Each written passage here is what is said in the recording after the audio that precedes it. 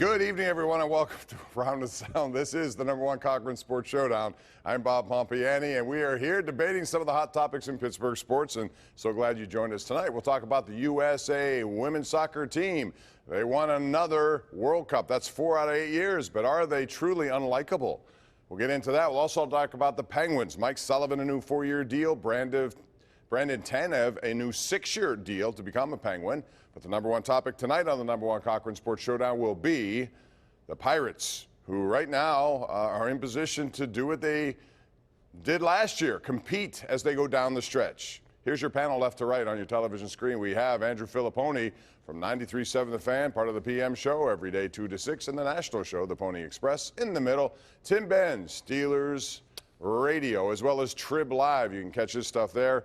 And from the Post-Gazette, Mr. Jason Mackey, who wears many hats, longtime hockey beat writer, now Pirate beat writer. So we have a lot of different expertise in our midst here tonight. And so we'll begin here with the Pirates here, gentlemen. And we'll start with you, Tim Benz, and that would be Pirates. Here we are. It's a winnable division. Every team is still alive. It's the only division right now that I think you can really say that. Are the Pirates in a position to win it? Can they win it? And are you buying that narrative? No, I don't think they can win it. I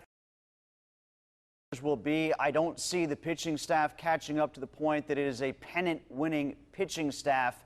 I think that they are probably burned by what happened with Chris Archer last year. I don't see them making a move to get a frontline starter, which is what I think they need to compete. So I see this kind of being another one of those false dawn kind of moments for the Pirates as we saw last year. Well, last year to me is no comparison, Tim, because that 5-game sweep of Milwaukee put them exactly 9 games out of first place in the NL Central. This team's 2.5. Will they, Bob? I don't think so. It's a totally different question. I mean, it's a wide open division. I don't think one team is miles ahead of anybody. I don't think any team is declaratively out of it. Cincinnati, everybody said they could hit and not pitch, and now they've got the 3rd best ERA in all of baseball. So I think it's a roll the dice kind of thing. If I had to make a bet on a team, I would probably pick the Cubs, but there are no guarantees. So can they? Yes, they can. Yeah, I agree with Andrew in that regard. I think this division is there for the taking, absolutely. I don't see anybody among the Cubs, Cardinals, Brewers who are heads and shoulders above where the Pirates are right now. And the Pirates have gotten some decent performances. Their starting pitching has come around to a degree, but I still don't think they're at full capacity. I think they have a lot of room to improve. Their offense has been very good, but if you look at what they've done, none of this at this point would you say is unsustainable. Like, is Josh Bell going to keep hitting for power? Probably. They're going to get stuff from various parts of their lineup that is actually a lot better than any of us thought. So I think they absolutely can. Do I worry that one of these teams is maybe going to catch fire and things are going to get a little bit more difficult? Yes, but I do think they can. So you think that 320-something or whatever it is for Reynolds and Newman both is sustainable and the pinch hitting is sustainable? I do. I do think both of those are sustainable. I don't think Brian Reynolds is like Stan Musial for the entire season. I'm with Tim on this one. Well, he said 320, and I'm sort of taking that to say over 300, but can they produce runs at a consistent pace? I mean, they don't need to score 10 a game.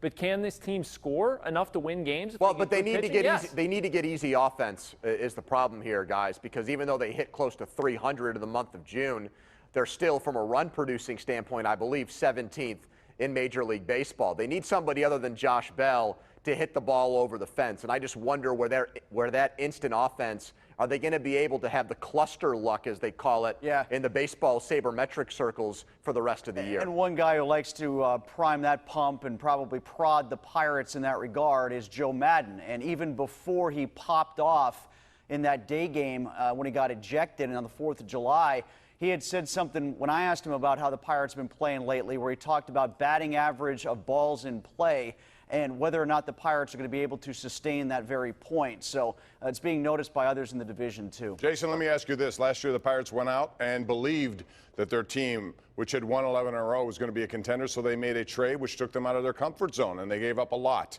Because of that, do you suspect they're going to do it again? Because if so, they're going to have to give up a lot, something that they could have avoided with Dallas Keuchel, but they chose to move away from that. Before today, I would have told you that I thought they were probably not going to add, but also not subtract, and that opinion has only been sort of fortified let's say, after what Neil Huntington said today at PNC Park. He basically said his past 3 off seasons, or past 3 trade deadlines rather, haven't been all that good. 2 of them he subtracted big pieces, and it kind of took the wind out of the team's sails. Last year he went big. That didn't work out either. I think the one thing they haven't done really is just basically stand pat. I'm looking for them to do that this year, and I don't think it's the worst move. That's not going to be good enough, Jason, is to just go stat. With the pitching that they have, I mean, come on. Jamison Tyone, you got to keep your fingers crossed. You probably have to say a prayer at night, hoping that he's going to get back into the rotation. And without him, is this starting pitching good enough for the division? Maybe if 83 and 79 wins the NL Central, but if it's something like 88 wins, I'm sorry. I don't think the starting pitching is good enough to get him there. And if it's not, then you need to go load up your bullpen. So when you pull Chris Archer after 5 innings, you've got some reliable guys in the middle innings to go to. Yeah, one thing I wonder is if they're going to have the stomach to make a move with another high-round draft choice of theirs, like a Will Craig or a Kevin Kramer. They might feel like they can because of the productivity that they're getting at the corners from Moran and Bell, and feel comfortable moving somebody like Craig. They might feel like they can do that with Kramer, but then again, they basically gave away 3 first-round talents for Archer. And don't you think they feel burned by that and the way it went down? Well, then they should have a new GM, because if you're going to be haunted by, if you're going to live in fear because of a nightmare from a year ago, well, then just get out of the business of being a baseball executive. Because you can't let – Jim Rutherford is a perfect example of this, right? The guy would make a mistake, and then he'd make 2 trades to try to cover up for those warts, and sometimes it would pay huge dividends. And that's how – if Huntington has the ability to add some payroll guys, that's how he's got to look at this. Will Craig, I wonder if he does. Well, if he's not, again, somebody's got to tell him not to be so gun-shy, because they're going to need either a Zach Wheeler or a Will Smith, who's 23 for 23 in save opportunities this year, to help them either in the back end or to take the ball to start games. Andrew, you're kind of contradicting yourself, though. You're saying that this team doesn't have what it takes to compete, and so all of a sudden you're going to go sell the farm in order to try to compete this season? You think Will Craig is selling the farm? No, but I'm just saying they're not flush with prospects right now, and so right now you're talking about throwing a bunch of good money after bad if you don't think they can compete. If you don't think they can compete, they should just stand pat, right? I said they have a chance. They can.